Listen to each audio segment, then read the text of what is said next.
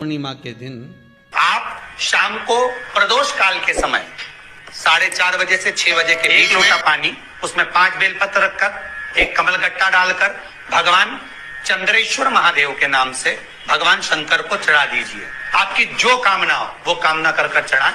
विनती करें चंद्रेश्वर महादेव को और निवेदन करें कि हमारा ये कार्य सफल हो।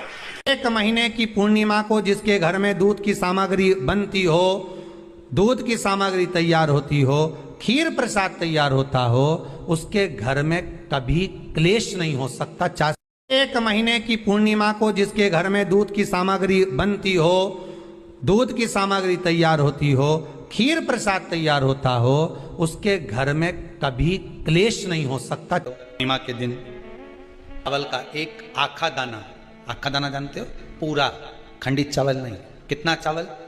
एक दाना चावल का शंकर भगवान के शिवलिंग पर समर्पित करिए। एक बेलपत्र जिसका डंडी का मुख अपनी ओर हो, जहां से चावल चढ़ाया है, उस चावल के ऊपर अपनी कामना कर रख दीजिए और चंद्रमौली भगवान का स्मरण करिए। कौन से भगवान? शंकर भगवान का सर्वश्रेष्ठ सुंदर नाम है चंद्रमौली। चंद्रमौली भगवान का स्मरण करिए। अपनी कामना कर बेलपत्र समर्पित कर शिव जी पर एक लोटा पानी, एक जल पात्र समर्पित करो, कलश से जल चढ़ा दीजिए। नैनों में वो जल लगाकर अपनी कामना कर वापस घर को आइए। आएगी जो कामना करी है मेरा चंद्रमौली भोलेनाथ उसे पूर्ण कर ही देगा। ध्यान रखिएगा, यदि काया का रोग हो गया, मान लो शरीर कहीं से सफेद पड़ रहा है, कहीं से काला पड़ रहा है, शरीर में से खाल की फुकड़ी निकलना प्रारंभ हो गई हो, शरीर में काले काले चट्टे पड़ना चालू हो गए हों, या कोई विशेष रोग हो गया, कोई विशेष में रोग है, बीमारी है, काया बेकार हो रही है, तो सीधी सीधी बात शिव महापुराण की कथा कहती है। सुंदर आनंद में श्रवण कर आप अपने जीवन को, ये पूर्णिमा शिव महापुराण की कथा कहती आ रही है। कुछ नहीं करना, पीपल का एक पत्ता, उस पत्ते पर थोड़ा सा चावल, पूर्णिमा की रात्रि को अपने हाथ में लेकर, अपने नैनों से लगाकर, शरीर पर से स्वयं उतारकर उसको दरवाजे के पास रख दीजिए। पूर्णिमा की रात्रि को पूर्ण होने पर उस चावल को दूसरे दिन सूंघ कर बहते हुए पानी में डाल दीजिए। महाराज कितने भी रोग से ग्रसित हो गए, पीपल का एक पत्ता 52,000 ब्राह्मण की साक्षी कराता है। महाराज बहुत ध्यान देना, पीपल के वृक्ष में स्वयं नारायण का, मेरे कृष्ण का वास है। स्वयं भगवान गीता के अंतर्गत कहते हैं कि मैं पीपल का वृक्ष हूं, नारायण उसी में। 52,000 ब्राह्मणों का वासा एक पीपल के पत्ते में होता है। और आपको पहले भी कथा में कहा, गाय, ब्राह्मण, बहन, बेटी, ये सब काल का हरण करने वाले हो, काल को हरने वाले हो। रोग को मिटाइए, शिव का स्मरण कर। पूर्णिमा का जो चंद्र है वो विशाल का है, और उस चंद्र की पूर्णता में हमारी अभिलाषाएं भी पूर्ण हो।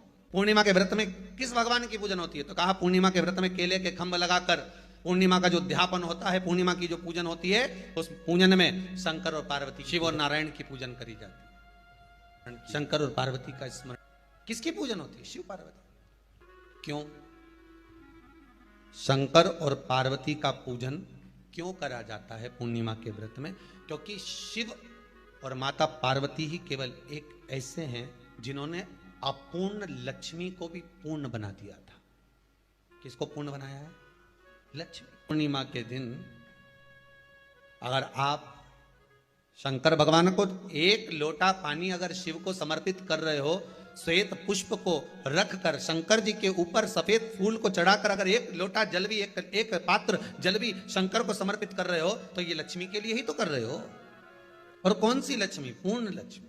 पूर्णिमा के नारियों को, स्त्रियों को अखंड सौभाग्य के लिए, जो नारी वैधव्य नहीं होना चाहती है, उस नारी को पूर्णिमा के कितने व्रत करना चाहिए? जिस नारी के यहाँ संतान नहीं हो, औलाद नहीं हो, उसको पूर्णिमा के कितने व्रत करना चाहिए?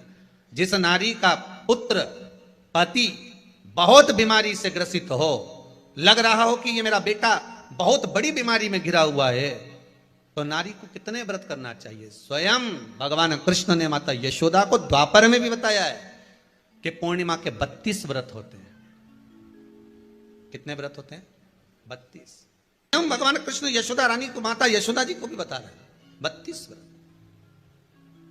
अब आपको किसी ने बता दिया होगा कि 8 कर लो, 7 कर लो, 6 कर लो, 12 कर लो, इसलिए आपने बोला कि 12 कर लीजिए, 32 कर लीजिए। नारी बेधव्य होकर ना मरे, उसका पति कोई रोग से ग्रसित ना हो, उसका पुत्र किसी रोग में ना पड़े। कितना सुंदर संवाद लिखा है। अगर किसी माता का पुत्र मान लो किसी नशे में डूबा हुआ है, कोई नशा कर रहा है और गलत नशा है, आपको लग रहा है कि ये नशे में डूबा हुआ है, आपको लग रहा है कि ये गलत जगह पर डूब गया है, आपको लग रहा है कि मदिरापान में, मांसाहार में या अधिक गांजा आदि का जो भी नशे होते हैं, जितने भी नशे, उसमें डूब चुका है और माँ उसको समझा रही है, तू नशे में मत डूब, तू इस काम को मत कर, तू ये गलत कर्म मत कर। माँ उसको समझा कर हार गई। तो मेरा माताओं से निवेदन है, आप उसको समझाना बंद कर दो, एक काम करना प्रारंभ कर दीजिए। हमें जो शिव महापुराण के माध्यम से शास्त्र कह रहा है कि आप 32 पूर्णिमा के व्रत प्रारंभ कर दो। उसमें करना क्या है? आपको केवल जिस दिन व्रत रहे, रात्रि के समय पर कोई भी मीठा, कुछ भी सामग्री आप चंद्र की रोशनी में, चंद्र को अर्घ देने के बाद, पूजन करने के बाद उसको रखो, और वही सामग्री जो नशा कर रहा है उसको पूर्णिमा के दूसरे दिन उसको खिलाओ। आप धीरे धीरे खिलाना चालू करेंगे, जिस नशे में वो डूबा हुआ है उस नशे से वो छूटना प्रारंभ हो जाएगा। 2 पूर्णिमा व्रत करके तो देखो, तीसरे में तुम्हें जरूरत ही नहीं, धीरे धीरे आप रुक, वो छूटना प्रारंभ हो जाएगा। अगर नारी अपने पुत्र और अपने पति के लिए, उसकी उम्र की वृद्धि के लिए, रोग मुक्ति के लिए, विश्व के ताप को कम करने वाले चंद्रदेव की आराधना पूर्णिमा के व्रत को धारण करती है, तो नारी उस व्रत के प्रभाव से अपने पुत्र और पति की बीमारी को, रोग को हर ले, रोग का हरण कर ले। जो बच्चा बुद्धि से विकलांग हो, विद्या में कमजोर हो, परीक्षा हॉल में पेपर देते समय भूल जाता हो, वे एक काम ना करता हो, तो निवेदन है किसी भी पूर्णिमा की रात्रि को 12 बजे गाय के, गौ माता देसी गाय के जो 4 थन होते हैं, उन 4 थन में से जो आगे के थन होते हैं, 2 पीछे की ओर होते हैं, 2 आगे की ओर होते हैं, तो जो आगे के 2 थन हैं उस थन का दूध निकलवा लिया जाए, और उस दूध का कोई भी मीठा पदार्थ बनाओ तो ठीक है, ना बनाओ तो उसी दूध में शक्कर मिलाकर पूर्णिमा की रात्रि को, जो विवेक से कमजोर हो, बुद्धि से कमजोर हो, या याद करा हुआ सब भूल जाते हो, या आपके लिए भी है कोई चीज रखते हो भूल जाते हो, विवेक याद नहीं रहता, बुद्धि में इतना प्रबल बल नहीं आ पाता, याददाश्त कमजोर होती चली जा रही, तो किसी भी पूर्णिमा की रात्रि को 12 बजे गाय के आगे के 2 थन का दूध, उसमें कोई पदार्थ, शक्कर, गुड़ कुछ भी मिलाकर भगवान के चंद्रदेव की साक्षी में उसको पिला दिया जाए। महाराज बार बार पिलाने की जरूरत ही नहीं पड़ेगी, एक ही बार में काम कर जाएगा और विवेक पूर्ण तरह से कार्य करने लगेगा। इसी गाय के आगे के 2 थन का दूध बड़ा प्रबल होता है। पूर्णिमा की रात्रि को 12 बजे उसका प्रयोग किया जाए। दूध को निकाल लो शाम के समय, रात्रि के समय ग्वाले से कहकर, जिसके यहाँ पर देसी गाय हो वहां निकलवा कर उसको रखा जाए, उसका पान करा जाए। रोग बीमारी में प्रबलता का विधान में कहा गया कि 32 पूर्णिमा का पहला संकल्प होना चाहिए, उसके बाद आपकी 32 पूरी हो जाए, फिर आप दूसरे और व्रत कर लो, फिर 32 कर लो, फिर 32 कर लो, पर उसमें पूर्णता का भाव। नैनों में नंबर बढ़ते चले जा रहे हो, चश्मा उतर नहीं रहा हो, दूर का नहीं दिखे, कहीं किसी को पास का नहीं दिखे, रहते हैं, उसके लिए तुलसी की जो डंडी होती है, तुलसी जैसे बेलपत्र की जो ये डंडी है, ऐसी तुलसी का जो पत्ता होता है, उस पत्ते की जो डंडी होती है, उस डंडी को चंद्रमा को देखा जाता है, उस डंडी की जो कोर होती है, उस कोर को दृष्टि से मिलाया जाता है। माँ की रात्रि ठीक 12 बजे आप चंद्रमा की, जैसे चंद्रमा का भाग, उस चंद्रमा के भाग को आप उस डंडी के भाग से निहारने का प्रयास करें। महाराज घर में आई है, घी का दिया लगाई है, उस घी के दीप को लगाने के बाद पूर्णिमा के दिन उस पर एक प्लेट थोड़ी तिरछी करके रख दो, जिससे उसकी कालोच, काई की, उस दीप की, घी के दीप की कालोच उस प्लेट पर आ जाए। थोड़ी सी कालोच ले लीजिए, 5-10 मिनट में आ जाएगी। उसको गाय के घी में मिलाकर आंखों में सुरमा लगाकर रात्रि को सो जाइए। 3 दिन बाद आप महसूस करेंगे कि नेत्र की ज्योति बढ़ना प्रारंभ हो रही है। अब इस प्रयोग को करने में कोई धन लगा तुम्हारा? अरे बोलो तो सही, कोई दौलत लगी तुम्हारी, कोई संपदा, या फिर तुमने सियोर वाला महाराज के लाके खूब बटोर के दे दिया? कुछ लगा नहीं, तुम करोगे लाभ तुम्हें मिलेगा। ये जितनी पूर्णिमा के व्रत हैं, जितने 12 महीने जो पूर्णिमा पड़ती है, पूनम पड़ती है, ये भले दुनिया के लोग कहते हैं कि ये भगवान राधा और कृष्ण से संबंध, हम और कृष्ण से संबंध रखते हैं, पर इनका यदि सही संबंध समझा जाए, इनके सही संबंध का यदि स्मरण करा जाए, इनके सही संबंधों का यदि वर्णन किया जाए, तो शिव और चंद्रमा के जो मिलन का केंद्र बिंदु है वही पूर्णिमा है। केवल एक पूर्णिमा वहीं तक नहीं रही कि भगवान कृष्ण और राधा जी ने रास किया, केवल वहीं तक उसकी सीमितता नहीं है। अध्यास के महीने की किसी भी सोमवार के दिन, किसी भी सोमवार के दिन मिट्टी के पात्र में जो रात्रि भर जल रखा हो, मिट्टी के पात्र में, अगर आपके पास में घड़ा हो, हंडा हो, नी हो, तो दिया हो, दीपक हो, कुल्लड़ हो, कोई भी तुम्हारे पास में जो मिट्टी का पात्र, उसमें जल भरना। वो जल बैसाख के महीने की किसी भी सोमवार के दिन, किसी भी सोमवार के दिन, बैसाख महीने या किसी प्रदोष के दिन या बैसाख महीने के शिवरात्रि के दिन, वो मिट्टी के पात्र का जल अपने घर के प्रत्येक व्यक्ति का स्पर्श कराकर उस मिट्टी के पात्र के जल को तांबे के पात्र में डाल लीजिए और घर के प्रत्येक व्यक्ति का स्पर्श करा लीजिए और शंकर भगवान पर कुंदकेश्वर महादेव के नाम से समर्पित करिए। कुंदकेश्वर महादेव। कभी जीवन में पीछे पलट कर देखने की जरूरत नहीं पड़ेगी, आप उन्नति की सीढ़ी की ओर बढ़ते चले जाओगे। बैसाख महीने में मट्टी के पात्र का जल भगवान शंकर को समर्पित होना चाहिए, उसका सुख हमारे जीवन को एक आनंद फल प्रदान। बैसाख के महीने में सोमवार के दिन कि आपका कोई काम अटक रहा है, कोई काम नहीं हो रहा, बहुत परेशान हो गए, बहुत थक गए, उस काम के लिए सबके हाथ भी जोड़ लिए, सबके पास होकर आ गए, पर वो काम बढ़ ही नहीं रहा, तो निवेदन करते हैं घी के दिए में काली तिल डालकर सोमवार के दिन शंकर जी के मंदिर के सामने तुम रुका जी का नाम लेकर दिया लगाकर, जिस काम को तुमने दुनिया के आगे कहकर देख लिया, कर देख लिया, नहीं हुआ, उस कार्य को एक बार दिया लगाकर निवेदन कर फिर जाकर देखना, काम आगे बढ़कर ही रहेगा, छूटेगा। ये सोमवार के दिन अगर जल के पात्र में लाल चंदन को घोलकर अगर शिव को समर्पित कर दिया जाए, केवल 5 सोमवार कर देखिए, जो मन की कामना होती है वो पूर्ण हो जाती है।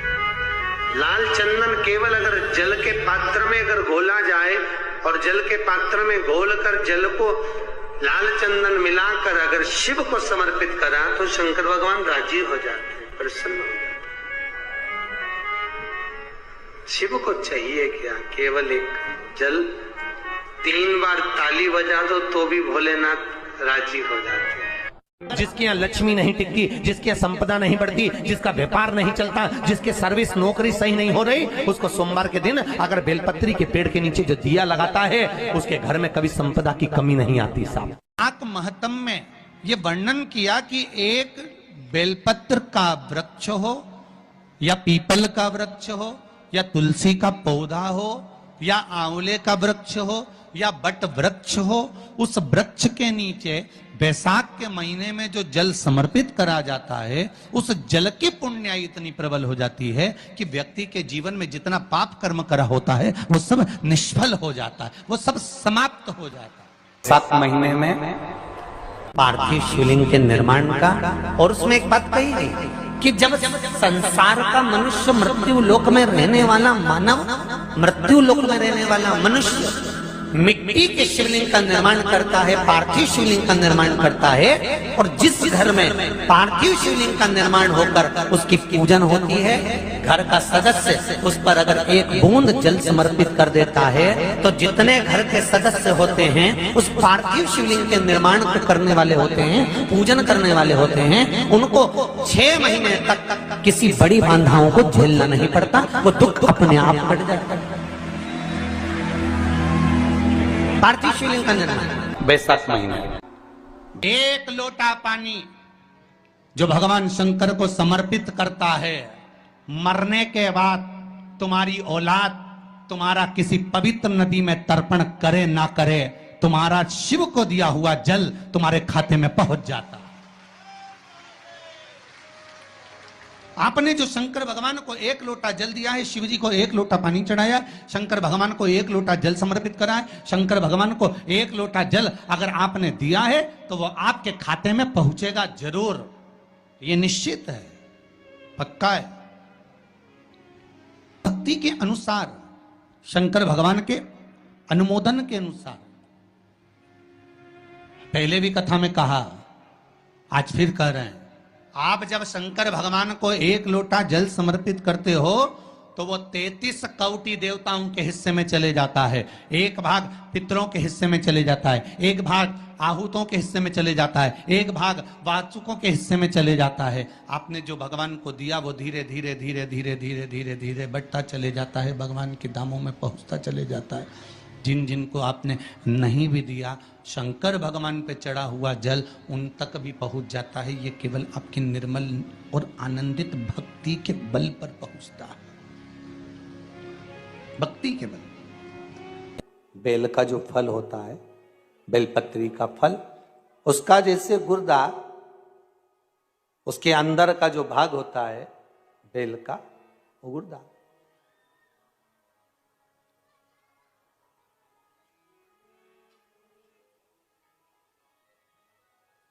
उसको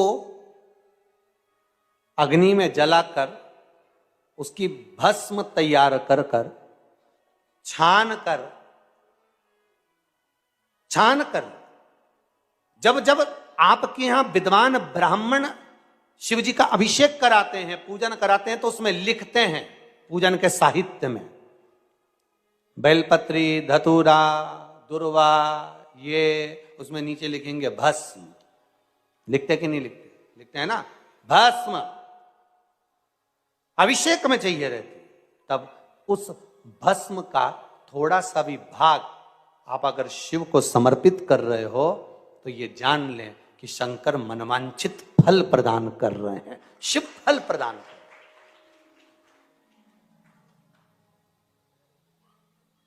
महाराज,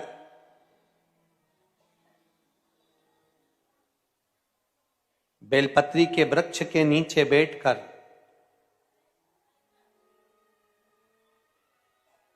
हाथ में 1 बेलपत्र का पत्ता रखकर आप पंचाक्षर मंत्र नमः शिवाय, ओम नमः शिवाय या श्री शिवाय नमस्तुभ्यम या महामृत्युंजय मंत्र का स्मरण कर रहे हो, पर डंडी का भाग अपनी ओर, बेलपत्र की बीच वाली पत्ती का भाग बीच वाली उंगली की ओर रखकर अगर आप स्मरण कर रहे हैं और अपनी कामना कर कर बेलपत्री के वृक्ष के नीचे बैठकर उस पत्ते को सम्मुख रखकर बाबा से विनय कर कर एकांत में उस बेलपत्री के वृक्ष की छांव में, बेलपत्री के वृक्ष की छांव आप कामना कर कर उस पत्ते को शंकर भगवान के ऊपर समर्पित कर रहे हैं, तो ये जान कर रखें कि पार्वती और शिव का मिलन करवा रहे हैं और अपनी मनवांछित फल कामना पूर्ण करवा रहे हैं। क्योंकि शिव और पार्वती का जब मिलन होता है, शंकर पार्वती जब एक दूसरे के सम्मुख में होते हैं, शिव और पार्वती जब एक दूसरे के सामने अपने बच्चों के कारण एक दूसरे के सम्मुख में आते हैं, तो उनके चेहरे पर प्रसन्नता का भाव आ जाता।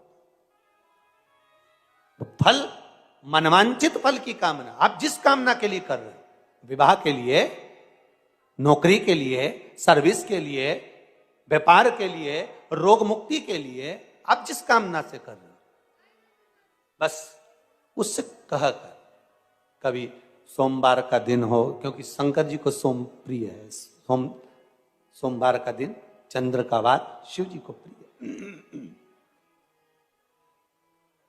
शिव जी को प्रिय है।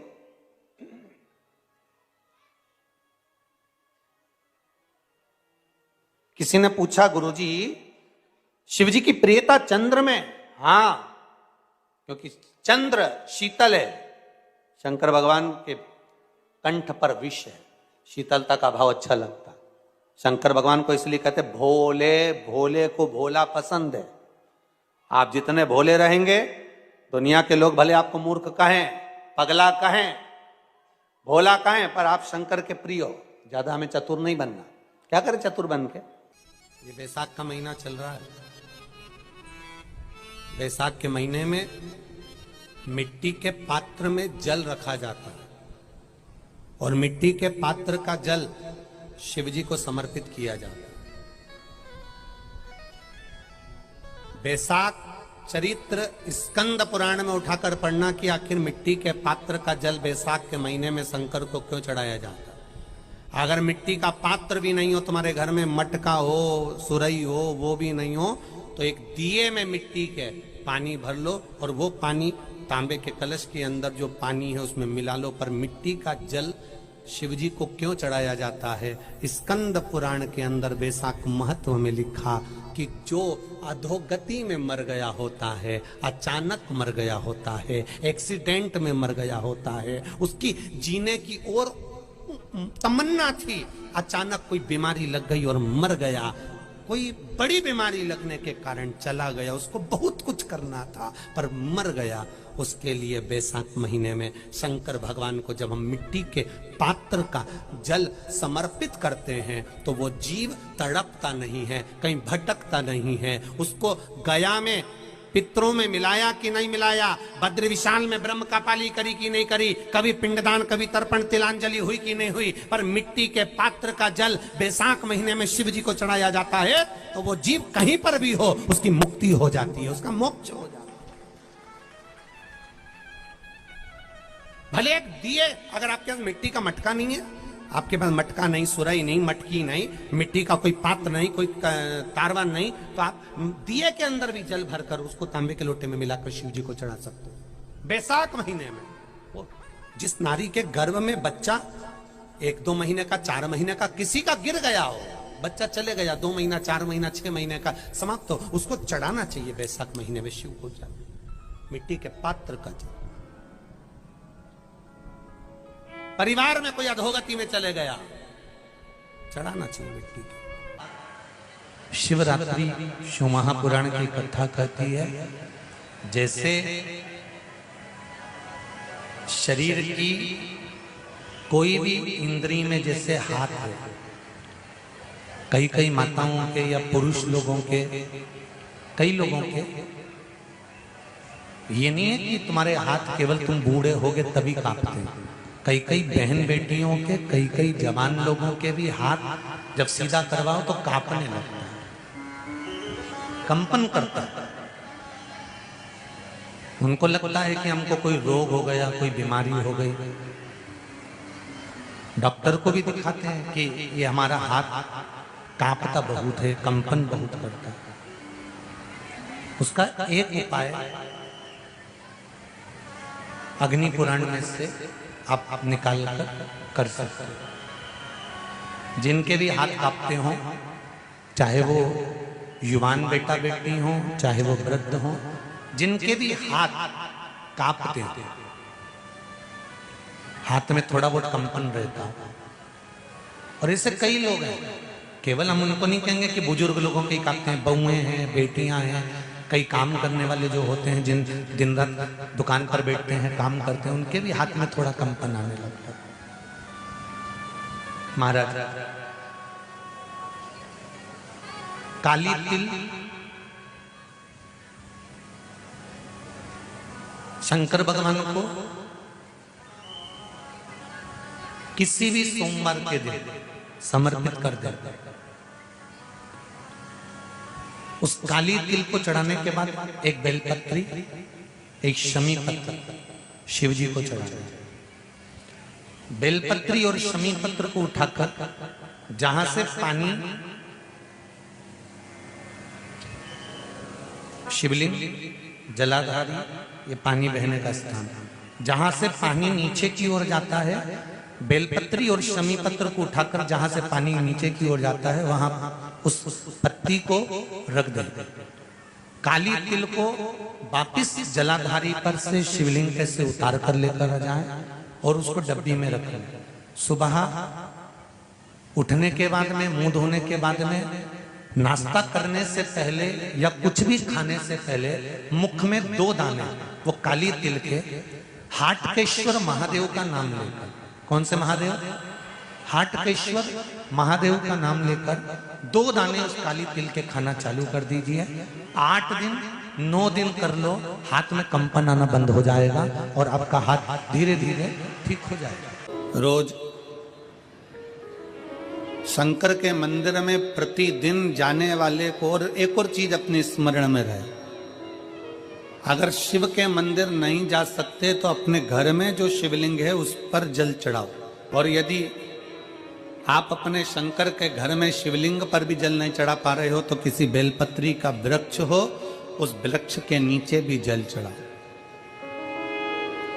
और कभी मौका मिल जाए, कभी भगवान शंकर की बड़ी करुणा हो जाए, भगवान शंकर की बड़ी उदारता हो जाए, भगवान शंकर की बड़ी कृपा हो जाए, बड़ी कृपा हो जाए, भगवान शंकर जिस दिन तुम्हारे ऊपर बड़ी कृपा कर दे, किसी सोमवार को 3 नियम बना लो। जिस दिन मेरा भोले बाबा तुम पर कृपा कर दे उस दिन सोमवार का एक नियम बना कि महीने का एक सोमवार मुझे ऐसा करना है, 3 नियम धारण करना है महीने के सोमवार को। पहला, सुबेरे जाकर शंकर भगवान को 1 लोटा जल चढ़ाना है। दूसरा, दोपहर के समय पर जाकर मुझे बेलपत्री के वृक्ष के नीचे एक चावल का दाना रखकर बेलपत्री की 7, 11, 21, 108, 51 जितनी परिक्रमा आप लगा सकते हो वो लगाना है। और तीसरा, बेलपत्री के वृक्ष के नीचे और शंकर के मंदिर के दरवाजे पर मुझे एक घी का दीपक लगाना है। बस ये 3 नियम जिसने महीने में एक बार ले लिया, समझ लो उसको पीछे हटने की जरूरत ही नहीं, वो आगे ही बढ़े। महीने के किसी एक सोमवार का ऐसा नियम बना लो कि मुझे 3 नियम धारण करना है। महीने के किसी भी एक सोमवार को, हम ये नहीं कहेंगे कि तुम सोमवार 5 पढ़ रहे हैं तो 5 को करो, 4 पढ़ रहे हैं तो 4 को करो, 3 पढ़ रहे हैं तो 3 को करो। तुम तो महीने का एक सोमवार का नियम बना। और मेरी जीजियों से, मेरी बेटियों से जो विदेश में रह रही हैं, जो कहीं बाहर रह रही हैं, कहीं बड़े शहर में रह रही हैं, जो रोज मंदिर नहीं जा सकते, हर किसी महीने के एक सोमवार को भी ये नियम निर्धारण करते, तो उनसे कहेंगे कि 3 महीने में एक सोमवार का नियम बना लो। 3 महीने में नहीं बना सकते तो 6 महीने में एक सोमवार का नियम बना लो। और 6 महीने में नहीं बना सकते तो 1 साल में एक सोमवार का ऐसा नियम बना लो कि मैं साल का एक सोमवार ऐसा रहूंगी कि सुबह सोमवार के दिन मंदिर में जाकर जल चढ़ाऊंगी, दोपहर में जाकर बाबा को एक अक्षत का दाना रखकर, अक्षत का मतलब है कि बाबा मेरी दिनों दिन उन्नति करना। बेलपत्री के वृक्ष के नीचे जो अक्षत रखा जाता है वो उन्नति के लिए रखा जाता है। शंकर के शिवलिंग पर जो अक्षत रखा जाता है वो रोग मुक्ति के लिए रखा जाता है। अशोक सुंदरी पर जो अक्षत रखा जाता है वो संतान प्राप्ति के लिए रखा जाता है। षडानंद कार्तिकेय की ओर जो अक्षत रखा जाता है वह हमारे बच्चों की सुख समृद्धि के लिए रखा जाता है। विनायक की ओर,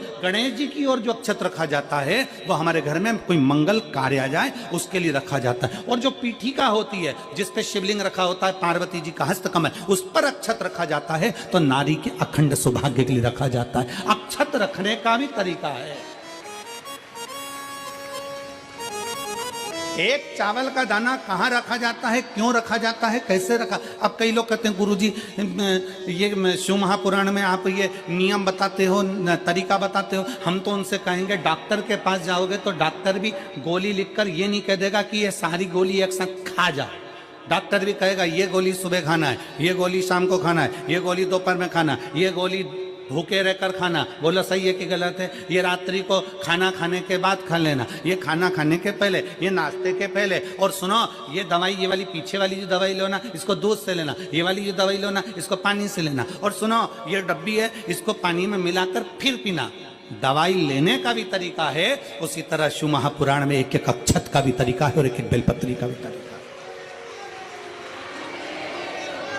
अब मान लो कई लोग कहते हैं गुरुजी आप ये तरीका बताते हो शिव पुराण के माध्यम से, कई लोगों के मन में संशय जागता है। तो अगर हम एक साथ चावल चढ़ा दे तो उसका क्या तरीका है। तो हमारा निवेदन है डॉक्टर जो दवाई ले एक ही बार में निपटा जाए, एक ही बार में खा ले। दवाई एक बार में पूरी खा गए, असर नहीं करेगी, इसमें डॉक्टर का कोई दोष नहीं है, उसने तो बताया था ऐसे लेना। और तुमने मैं डॉक्टर साहब ने पूछा दवाई पूरी ली, शाम की दवाई भूल गई थी, सवेरे की दवाई भूल गई थी, ये दवाई भूल गई थी। डॉक्टर कहेगा हमने तो नियम बताया था, तुमने नहीं खाई तो असर कहां से करेगी।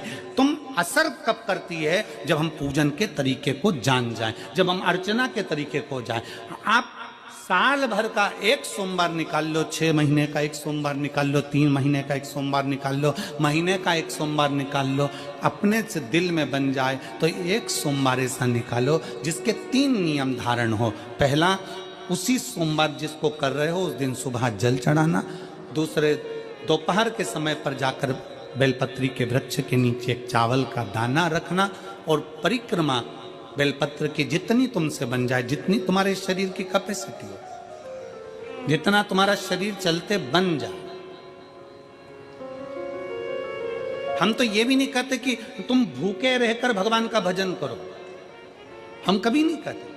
हम तो यहां तक कहते हैं, हमारे पुष्टि मार्ग में यहां तक कहा गया कि वल्लभ कुल की एकादशी करो, भले बकरी जैसे चरो पर एकादशी करो। हम तो यहां तक कहते हैं कि बहुत समय से कल मेरी एकादशी है, एकादशी है, एकादशी है, एकादशी है, पूरे घर को हिलाकर रख दिया, एकादशी है, एकादशी, एकादशी है। बहू टेंशन में, बेटा डिप्रेशन में, पति पपीता ला ला के, सेव फल ला ला के, मूंगफली का दाना ला ला के, काजू कतली ला ला के, सेव फल ला ला के, और सारा सामान, साबूदाना और खिचड़ी और ना चिप्स ना जाने क्या क्या ला ला के, बेचारा पति एकादशी आती है वो नौमी से चिंता में पड़ जाता है।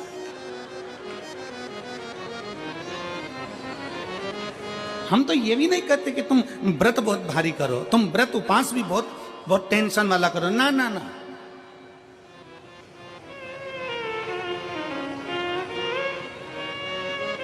अपने को व्रत उपास भी इतना बहुत भूखे रह रहे हो, बहुत प्यासे रह रहे हो, और मालूम पड़े कि भगवान हमें मिलेगा, भगवान हमें मिलेगा। भगवान कहता है कि देख भाई, मैं भी भूखा नहीं रहता, तू भी भूखा मत रहे, मैं भी चकाचक रहता हूँ, तू भी चकाचक रहे, मैं भी अपने। और भगवान शंकर तो ये भी कहते हैं कि अपना परिवार भी मत छोड़ो। मेरे पास में पार्वती भी, एक ही देवता है जो विद फैमिली मंदिर में बैठता है। शंकर जी हैं तो पार्वती जी है, तो गणेश जी हैं, तो कार्तिकेय जी हैं, तो नंदी है, सब मंदिर के अंदर चाहिए। शंकर भगवान अपने पूरे परिवार के साथ। शंकर जी तो ये कहते हैं अकेले तुम क्यों रहते हो। शिव जी की एक बात अपने ध्यान में रखना, कितनी सुंदर बात है शंकर भगवान की, बहुत ध्यान में रखिएगा। आप जौहरी नहीं हो, हीरे को नहीं परख सकते। हम भी जौहरी नहीं है, हम हीरा को नहीं समझ सकते। पर भगवान शंकर ने पृथ्वी पर जिसको जन्म दिया उसको जौहरी बनाकर पैदा किया है, उसको जौहरी बनाकर भेजा है कि आप भले हीरा को न समझो चलेगा, पर अपने नजदीक में कोई दुखी है तो उसकी पीड़ा को जरूर समझना। भगवान शंकर कहते हैं उसकी पीड़ा का स्मरण।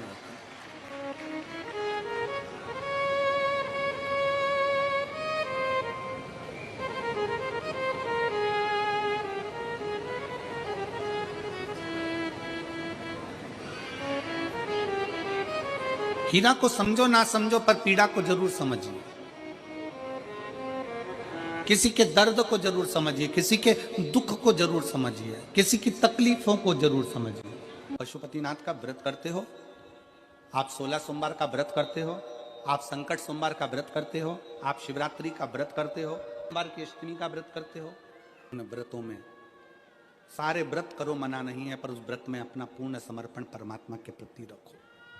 केवल खाना छोड़ा है, अन्न छोड़ा है, भोजन छोड़ा है, और दिन में सुबह से लेकर शाम तक 2-3 बार तुमने कुछ ना कुछ पाया है, वो व्रत हो सकता है आपकी दृष्टि में। पर हमारी दृष्टि में व्रत कौन सा है।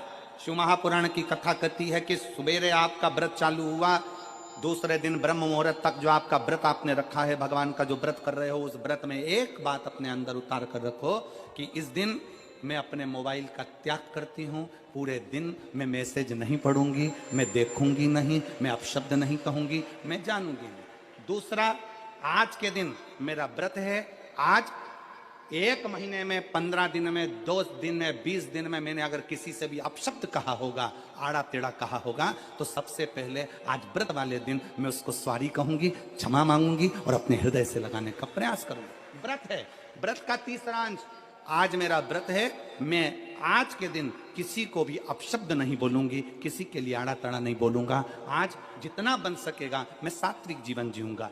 चौथा, आज मेरा व्रत है, आज के दिन मैं झूठ नहीं बोलूंगी, ना झूठ बोलूंगा सुबह से लेकर शाम तक। और 5वां, आज व्रत वाला दिन है, जितना फलार मैं करूंगी उसका पैसा जोड़ूंगी कि 15 रुपए का मैंने साबुदाना खाया, 10 रुपए का बटाटा खाया, ये खाया वो खाया, सारा हिसाब लगाकर 55, 60, 70 रुपए जितने होते हैं उसमें से एक अंश निकालकर मैं उसका एक भाग किसी गौशाला में जाकर गाय को चारा जरूर दूंगी।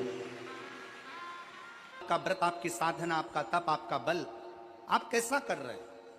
केवल भूखे रहने पर भगवत पद की प्राप्ति नहीं होती। शिव महापुराण की कथा कहती है कि भूखे रहने से भगवान की प्राप्ति नहीं होती। शिव पुराण की कथा कहती है भगवान को पाने की भूख बढ़ाने से भगवान की प्राप्ति होती है। भीतर से परमात्मा को पाने की भूख बढ़ाइए, भगवान को पाने की भूख बढ़ाओ भीतर से।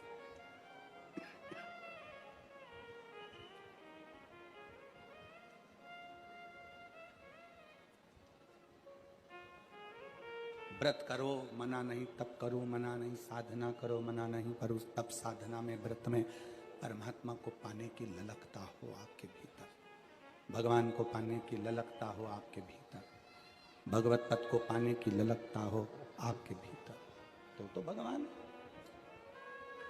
महापुराण की कथा एक बड़ी सुंदर बात कहती है, व्रत आप करते हो, उपास आप करते हो, नियम आप लेते हो, पूरा किसको करना पड़ता है? तुम्हें नहीं। व्रत आप करते हो, उपास आप करते हो, नियम आप लेते हो और पूरा देवाधिदेव करते हैं, भगवान शंकर करते हैं। बस इतना जरूर याद रखें कि जैसे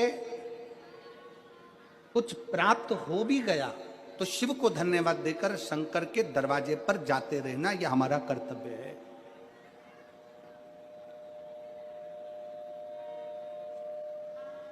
एक बहन जी ने पत्र लिखा था कल। उस पत्र में बहन जी ने लिखा कि शिव महापुराण तप का मतलब क्या होता? चलिए, उपास का मतलब बताओ। खाना छोड़ देना व्रत नहीं है, दूसरे का धन छुड़ाकर खाना छोड़ देना व्रत है। शिक्षा दे देना, किसी को चिकित्सा की जरूरत है उसकी चिकित्सा में थोड़ा सा धन लगा देना, कोई रोते हुए की आंख के आंसुओं को पोंछ देना, किसी के दुख में खड़े होकर उसको खुशियां प्रदान कर देना, ये दुनिया का सबसे बड़ा व्रत है, सबसे बड़ी साधना, सबसे बड़ा तप। मन साफ है तो सारी गलतियां माफ है, और अगर मन ही साफ नहीं है तो गलती कौन माफ करेगा भाई? हम भी तो अपनी जिंदगी में एक नियम बना सकते हैं कि मैं श्री शिवाय नमस्तुभ्यम का जाप करूंगी। मेरी कॉलोनी में कोई शंकर जी का मंदिर है, हम 5-10 महिलाएं प्रत्येक सोमवार को 10 मिनट बैठेंगी, शाम के समय प्रदोष काल में 6 बजे 6:30 बजे बैठेंगे, 6:45 बजे 15 मिनट बाद उठ जाएंगे, श्री शिवाय नमस्तुभ्यम का जाप करेंगे, शंकर जी को भोग लगाएंगे। अगर एक हफ्ते में 5 सोमवार पड़ते हैं तो 5 महिलाएं अपना नियम बना ले कि आज का प्रसाद थोड़ा सा, कुछ भी शक्कर, खड़ी शक्कर, कुछ भी मैं लेके आऊंगी, मां भोग लगाएंगे, अपन 5 मिलकर श्री शिवाय नमस्तुभ्यम जपेंगे, प्रसाद बांट देंगे, अपने घर चले जाएंगे। ज्यादा ढोंग प्रपंच नहीं, दिखावा नहीं, कोई एक नियम। हमारे नजदीक में शंकर जी का मंदिर है, हफ्ते में एक बार नियम बनाएंगे, उस मंदिर में सफाई करेंगे। हफ्ते में एक बार नियम बनाएंगे, अपने नजदीक के शंकर के मंदिर को साफ करेंगे, क्लीन करेंगे। एक नियम अपने अंदर बनाओ शिव के प्रति।